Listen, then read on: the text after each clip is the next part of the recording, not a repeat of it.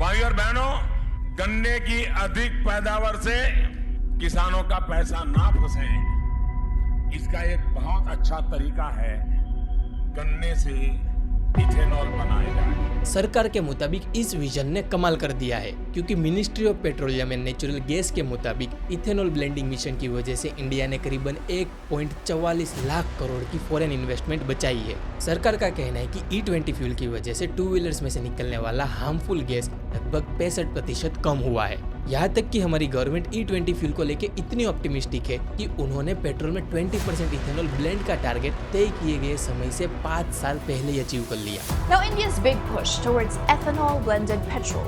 India hit its 20% ethanol blending target. India achieved the 20% blending target 5 years ahead of the schedule.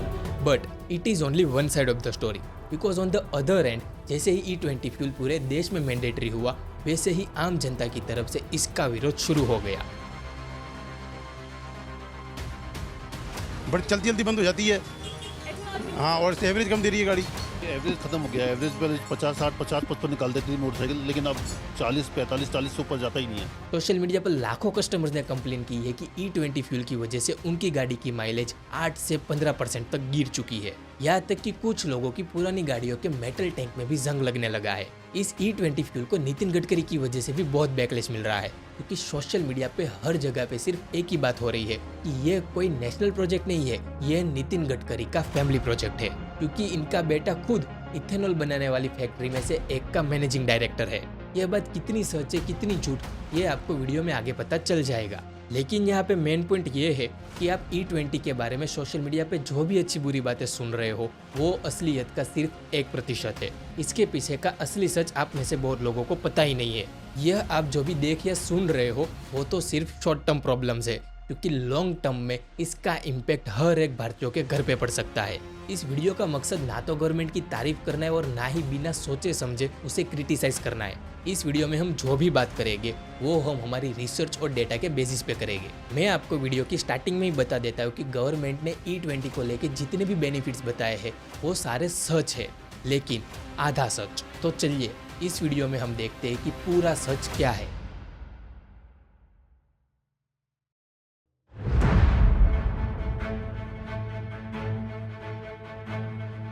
पहले ये समझते हैं कि सरकार ने इस मिशन को इतनी तेजी से पुश क्यों किया।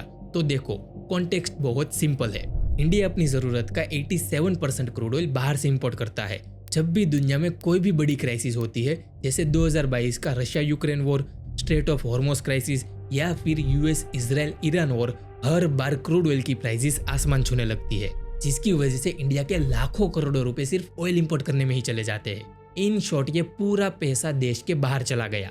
देखो, गवर्नमेंट कंप्लीटली तो क्रूड ऑयल इंपोर्ट करना बंद नहीं कर सकती, इसलिए उन्होंने इस प्रॉब्लम को सॉल्व करने के लिए सोचा कि हम पेट्रोल में कोई और चीज मिक्स कर देते हैं ताकि हमें बाहर से कम क्रूड ऑयल इंपोर्ट करना पड़े। उस समय ब्राजील और USA जैसे देशों में already ethanol blended fuel use हो रहा था। हमारी गवर्नमेंट ने सोचा कि हमें भी ये चीज इंडिया में ट्राई करनी चाहिए, इसलिए साल 2003 में EBP ethanol blended petrol programme शुरू हुआ। लेकिन 2014 के बाद से इस प्रोजेक्ट को एक सुपर फास्ट ट्रैक मोड पर डाल दिया गया, जिसकी वजह से E20 फ्यूल का टारगेट जो हमने सोचा था कि हम 2030 में अचीव करेंगे, वो हमने 5 साल पहले ही 2025 में अचीव कर लिया। गवर्नमेंट ने इस प्रोजेक्ट को बहुत ही ग्लोरीफाई किया है। उनका कहना है कि इथेनॉल ब्लेंड फ्यूल से हमारे देश को 3 सबसे बड़े फायदे होंगे। पहला, क्रूड ऑयल का इंपोर्ट कम होगा और देश का पैसा देश में ही रहेगा। दूसरा, इथेनॉल शुगर, मक्का और टूटे हुए चावलों से बनता है, जिसकी वजह से किसानों को अपनी फसल का एक नया और गारंटेड मार्केट मिलेगा। और तीसरा, E20 फ्यूल से पोल्यूशन कम होगा। ये है वो 3 फायदे जो सरकार हर रैली और हर इंटरव्यू में कह रही है।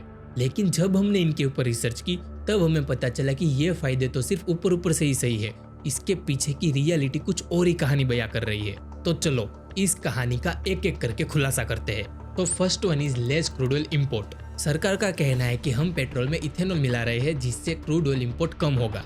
चलो, हमारी मिनिस्ट्री ने भी ये चीज कंफर्म की है कि 2014 से लेकर 2025 के बीच करीबन 1.44 लाख करोड़ की फॉरेन एक्सचेंज बचाई है। चलो, मान लिया कि यहाँ पे आप राइट हो, तो अब इसका आंसर दीजिए। इंडिया में इथेनॉल बनाने वाली सबसे बड़ी कंपनी श्री रेणुका शुगर के 62% स्टेक फॉरेन कंपनी का है, जिसका नाम है विल्मेर इंटरनेशनल, और ये कंपनी सिंगापुर की है। तो जब हम पेट्रोल पंप पर पेट्रोल भरवाते हैं तब उस इथेनॉल का एक बहुत बड़ा प्रॉफिट का हिस्सा डायरेक्ट सिंगापुर चला जाता है। तो पहले भी फॉरेन कंपनीज के पास पैसे जा रहे थे और अभी भी उनके पास ही पैसे जा रहे हैं। तो इसका आपके पास क्या आंसर है? और दोस्तों मैं आपको बता दूं कि यह तो सिर्फ स्टार्टिंग की लेयर थी, इसके नीचे और बातें हैं जो आपसे छुपाई गई है। ये इथेनॉल से रिलेटेड प्रॉब्लम 2020 में शुरू हुई थी।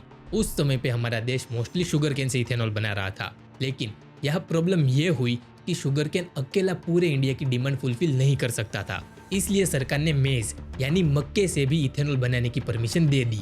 जहाँ साल 2022-23 में इथेनॉल के लिए सिर्फ 0.8 मिलियन टन मक्का यूज हो रहा था, वहाँ 2024-25 में ये अचानक बढ़कर 12.7 मिलियन टन हो गया। मतलब कि देश के टोटल मक्के का लगभग 30% सिर्फ इथेनॉल बनाने में ही चला गया। इसका अंजाम ये हुआ कि देश में मक्के की शॉर्टेज होने लगी, जिसकी वजह से जहां हम पहले मक्का एक्सपोर्ट करते थे वहां हमें 2024 में इसे दूसरे देशों से इंपोर्ट करना पड़ा। एंड बिकॉज ऑफ दैट इस कैटेगरी में करीबन 7,940% का जंप आया। तो आपने पेट्रोल का इंपोर्ट तो थोड़ा कम किया, लेकिन उसके बदले में मक्का इंपोर्ट करने लगे। सवाल ये है कि इथेनॉल का फायदा क्या हुआ? अभी तो E20 चल रहा है, पर सरकार का अगला बड़ा टारगेट है E100 यानी 100% इथेनॉल पर गाड़ियां चलाना। अभी तो E20 के लिए इंडिया को हर साल करीबन 1100 करोड़ लीटर इथेनॉल की जरूरत पड़ती है, और यह जरूरत अभी के लिए तो हम डोमेस्टिकली फुलफिल कर पा रहे हैं। लेकिन अगर हम E100 पे शिफ्ट हो जाए तो आप ही सोचिए कि हमारी डिमांड कितनी से कितनी बढ़ जाएगी। अब इतना सारा इथेनॉल लाने के लिए हमारे पास मेनली दो रास्ते हैं। पहला, हम इथेनॉल को ही बाहर से इंपोर्ट करना शुरू कर दें, लेकिन यह तो होगा नहीं क्योंकि आत्मनिर्भर भारत का प्रमोशन भी तो करना है। इसलिए हम शुगर केन, मक्का और राइस को बाहर से इंपोर्ट करके उससे इंडिया में ही इथेनॉल बना के उसे आत्मनिर्भर भारत का टैग दे देंगे, जैसा हम अभी मक्के के साथ कर रहे हैं। यह तो हुआ पहला रास्ता। अब बात करते हैं दूसरे रास्ते की। हम इंडिया में ही और ज्यादा शुगर केन और मक्का उगाना शुरू कर दे, लेकिन अगर हमने दूसरा रास्ता चूज किया तो ये हमारे देश के लिए एक बहुत बड़ा डिजास्टर बन सकता है।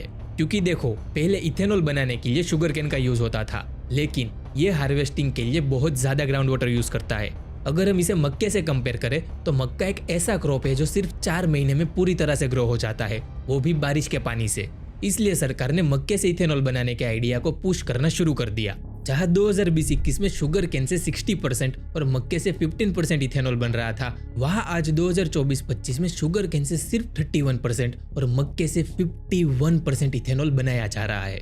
ऊपर से देखे तो ऐसा लगता है कि चलो सरकार ने फाइनली कुछ तो किया, लेकिन यहाँ पे मुझे कुछ क्वेश्चंस पूछने हैं। चलो, मक्का ग्राउंड वाटर यूज नहीं करता, वो रेन वाटर यूज करता है और सिर्फ 4 महीनों में ही वो पूरी तरह से ग्रो हो जाता है। लेकिन फैक्ट्रीज को तो साल भर के लिए मक्के चाहिए होते हैं। अगर किसान सिर्फ 4 महीने बारिश के पानी से मक्के उगा के उसे बेच देगा तो वो बाकी के 8 महीने क्या करेगा? ऑब्वियसली बाकी के 8 महीने वो मक्का उगाने के लिए ग्राउंड वाटर का ही यूज करेगा। अब यहाँ बात आती है पानी की। शुगर केन से 1 लीटर इथेनॉल बनाने के लिए करीबन 3600 लीटर पानी यूज होता है, और अगर हम मक्के की बात करें तो उससे 1 लीटर इथेनॉल बनाने के लिए करीबन 4600 लीटर पानी यूज होता है। मतलब कि मक्के से इथेनॉल बनाने के लिए शुगर केन से भी ज्यादा पानी यूज होता है। आप सबको पता ही होगा कि अभी हमारे देश में यूपी, बिहार, एमपी, कर्नाटक और महाराष्ट्र जैसे राज्यों में पानी की बहुत कमी है। अगर सिर्फ हमारी इथेनॉल की डिमांड फुलफिल करने के लिए वहाँ और गन्ना और मक्का उगाया तो वहाँ का ग्राउंड वाटर लेवल एकदम ही 0 हो जाएगा। साथ ही साथ देश के 166 सबसे बड़े रिजर्वोयर्स में सिर्फ 28% ही पानी बचा हुआ है, लेकिन फिर भी हमारे मिनिस्टर्स ये कह रहे हैं। And ethanol production happens from corn, wheat, rice and sugarcane. And out of these 4 crops, 3 crops are water guzzling crops. So अभी बैंगलोर में वाटर क्राइसिस चल रहा है। बीएमसी ने बस एक नोटिफिकेशन दिया, they're going to cut the water supply. ये जो आर्गुमेंट करने वाले लोग हैं ना, हाँ, ये सबसे देश में एंटी नेशनल है। देश में पानी की कोई कमी नहीं है। मैं वाटर से अच्छा, हाँ, ओके। इथेनॉल की डिमांड बहुत ज्यादा है और हमारे पास जमीन बहुत ही लिमिटेड है। अगर सभी किसान अपनी जमीनों पे सिर्फ गन्ना और मक्का उगाने लगे इथेनॉल के लिए, तो जो बाकी की जरूरी चीजें हैं जैसे कि दाल और तेल, वो कौन उगाएगा? जब मार्केट में दाल और तेल की सप्लाई कम हो जाएगी तब इनकी प्राइसेस आसमान छूने लगेगी, जिसकी वजह से हमारी सरकार के पास सिर्फ आखिरी रास्ता ही बचेगा कि इनका भी इंपोर्ट करना शुरू कर दे। तो अभी तो इस स्कीम से कुछ फायदा नहीं दिखाई दे रहा। तो अब बात करते हैं दूसरे प्रॉमिस की। सरकार बड़ी खुशी से कह रही है कि इस स्कीम की वजह से हमारे देश के किसान अन्नदाता से ऊर्जादाता बन रहे हैं। सरकार कह रही है कि 2014 से लेकर 2025 के बीच किसानों को लगभग 1.25 लाख करोड़ का पेमेंट इथेनॉल प्रोक्योरमेंट के जरिए हुआ है। यहाँ तक कि गन्ना किसानों के पिछले सारे ड्यूज भी मिल्स ने चुका दिए हैं। यानी किसान अब सीधा देश की एनर्जी सिक्योरिटी में योगदान दे रहे हैं। ये क्लेम सुनने में बहुत ही अच्छा लगता है, लेकिन सरकार ये जो बार बार ढिंढोरा पीट रही है ना कि 1.25 लाख करोड़ किसानों को दिए गए हैं, वो इथेनॉल से आने वाला प्रॉफिट शेयर नहीं है। वो सिर्फ उनके मक्के, शुगर और मोलेसिस के रॉ मटेरियल का पेमेंट है। असली प्रॉफिट यानी हाई वैल्यू इथेनॉल को बेच के जो हजारों करोड़ों रुपए का नेट प्रॉफिट हो रहा है, वो किसानों के जेब में नहीं बल्कि बड़ी डिस्टिलरीज और कॉर्पोरेट शुगर मिल्स के पास जा रहा है। पूरे देश में ऐसा कोई कानून नहीं है जो डिस्टिलरीज को इथेनॉल से मिलने वाला प्रॉफिट किसानों के साथ शेयर करने पर मजबूर करे। इतने बड़े प्रॉफिट का सिर्फ एक छोटा सा हिस्सा देके आपको किसानों को ऊर्जादाता बनाना है। बढ़िया जोक है। पता नहीं किसी भी न्यूज चैनल में ये सब कुछ क्यों नहीं दिखा रहे हैं। आपको क्या लगता है इसके बारे में जरूर कमेंट करना। तो चलो अब बात करते हैं तीसरे प्रॉमिस की, विच इज लेस पॉल्यूशन। सरकार कहती है कि इथेनॉल ब्लेंड फ्यूल यूज करने से ग्रीन हाउस गैसेस करीबन 50 से लेकर 65% तक कम हो जाएगी। यह दावा तो सच है कि इथेनॉल ब्लेंड फ्यूल यूज करने से पॉल्यूशन तो कम हो जाता है, लेकिन ये इथेनॉल जहां बन रहा है उसकी तो कोई बात ही नहीं कर रहा। Yes, I am talking about distilleries जहां पे इथेनॉल बनता है। यह पॉइंट ये है कि इन फैक्ट्रीज को चलाने के लिए जो चीज यूज होती है वो है कोयला। जी हाँ, इन फैक्ट्रीज को चलाने के लिए और रॉ मटेरियल्स को फर्मेंट करने के लिए दिन रात लाखों करोड़ों टन कोयला जलता है, जिससे आसपास की हवा में जहर घुल जाता है। लेकिन यहाँ एक प्रॉब्लम यह है कि कहीं पे भी सिंगल ऑफिशियल सरकारी डेटा अवेलेबल ही नहीं है जो एग्जैक्टली बता पाए कि कितनी डिस्टिलरीज है जो कोयले पे चलती है। इसलिए इस मैटर में ज्यादा कुछ नहीं बोल सकते, क्योंकि अगर कुछ कहा तो सरकार कह देगी कि तुम तो एंटी नेशनल हो। चलो अब तो कह ही रहा हूँ तो आगे और कह देता हूँ। जब इथेनॉल गाड़ी के इंजन में जलता है तब एक केमिकल रिलीज होता है जिसे कहा जाता है एसिटल्डिहाइड। यह एक बहुत ही जहरीला केमिकल है जो कैंसर पैदा कर सकता है। अगर हम इसके प्रपोर्शन की बात करें तो जब इथेनॉल इंजन में जलता है तब यह बहुत ही कम अमाउंट में रिलीज होता है, लेकिन जब 35 करोड़ 2 व्हीलर्स और 4 व्हीलर्स हमारी देश की सड़कों पे चलेगी तब आप ही सोचिए क्या हो सकता है। यूएसए और ब्राजील जो सालों से इथेनॉल यूज कर रहे हैं, उन्होंने अपनी ऑफिशियल रिपोर्ट्स में ये क्लियरली कहा है कि जिन एरियाज में इथेनॉल का यूज ज्यादा हो रहा है उन एरियाज में एसिटल्डिहाइड का लेवल बहुत तेजी से बढ़ रहा है। लेकिन हमारे देश में इस पर लगभग जीरो ट्रांसपेरेंसी है। भारत सरकार ने किसी भी पॉलिसी या एनवायरमेंटल रिपोर्ट में एसिटल्डिहाइड के बड़े खतरे का कोई जिक्र या बड़ा सर्वे नहीं किया है। लेट्स सी गवर्नमेंट आगे क्या करती है। तो अब आते हैं इस वीडियो के सबसे सेंसिटिव मुद्दे पर, विच इज क्या इस पूरे इथेनॉल स्कीम के पीछे नितिन गडकरी का पर्सनल इंटरेस्ट है या नेशनल इंटरेस्ट है।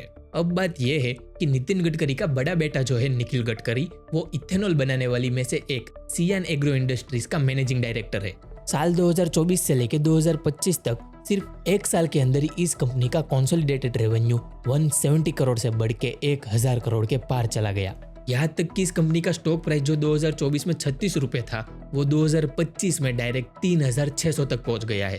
इसलिए सभी लोग कह रहे हैं कि ये प्रोजेक्ट उनका प्राइवेट प्रोजेक्ट है। जब ये सवाल नितिन गडकरी को पूछा गया तब उन्होंने कहा कि उनके बेटे की फैक्ट्री में टोटल सप्लाई का सिर्फ 0.5% ही इथेनॉल बनता है। देखो, 1-2 साल में इतना ज्यादा रेवेन्यू बढ़ना और इतनी ज्यादा स्टॉक प्राइस बढ़ना कोइंसिडेंस है या नहीं है, ये आप ही कमेंट सेक्शन में बताइए। चलो इस वीडियो का एंड करते हैं मोस्ट डिबेटेड टॉपिक के साथ, विच इज माइलेज ड्रॉप। एक साइड गवर्नमेंट कह रही है कि पुरानी गाड़ियों में सिर्फ 1 से 6% ही माइलेज ड्रॉप हो रही है और दूसरी साइड जनता कह रही है कि 10% से भी ज्यादा माइलेज ड्रॉप हो रही है। चलो अभी हम नंबर्स पे नहीं जाते क्योंकि हर जगह पे अलग अलग नंबर्स कह रहे हैं। यहाँ पे इंपॉर्टेंट बात यह है कि एट द एंड माइलेज तो ड्रॉप होने वाली है ना। सो माइलेज मेंटेन करने के लिए ये जो एक्स्ट्रा पैसे लगेंगे वो अब सरकार तो देने नहीं वाली, वो तो हमारी जेब से ही जाने वाले हैं। आप ये जो ढिंडोरा पीट पीट के इथेनॉल के फायदे बता रहे हो, ये अभी तक तो मुझे कहीं भी दिखाई नहीं दे रहे। ना ही किसानों को बेनिफिट मिल रहा, ना ही इंपोर्ट डिपेंडेंसी कम हो रही है, ना ही पॉल्यूशन में कुछ ज्यादा फायदा आ रहा और ना ही आम जनता को कोई फायदा हो रहा है। इथेनॉल ब्लेंड फ्यूल का प्रमोशन करने के लिए सबसे आगे रहते हैं, लेकिन जब ये सारे क्वेश्चन उन्हें पूछे जाते तब ये कह देते हैं कि ये तो मेरी मिनिस्ट्री है ही नहीं, आप ये सारे क्वेश्चन पेट्रोलियम मिनिस्टर से पूछिए। मेरी बस सरकार से एक ही विनती है कि आप हर चीज में फुल ट्रांसपेरेंसी दिखाए ताकि आम जनता से कोई भी सच छुप ना सके। पर यह तो होने से रहा, मैंने सोशल मीडिया पे हर जगह पे देखा, लेकिन कहीं पे भी इन चीजों की ठीक से बात हो ही नहीं रही। अब लास्ट ऑप्शन ये है कि हमारे जितने भी सवाल है उनके जवाब आप जनता ही ला सकते हो। बस इस वीडियो को हर एक इंसान तक पहुंचाए, सब इसे इतना शेयर कीजिए कि ये वीडियो हमारी मिनिस्ट्री तक पहुंचे और वो हमारे सारे सवालों का जवाब दे। हमारे प्रॉब्लम्स जो है उसे सोल्व करने की पावर हमारे पास ही है, कोई दूसरा हमें बचाने नहीं आने वाला। I really hope for your support. Thank you for watching this video. मिलते हैं अगले वीडियो में। Till then signing of.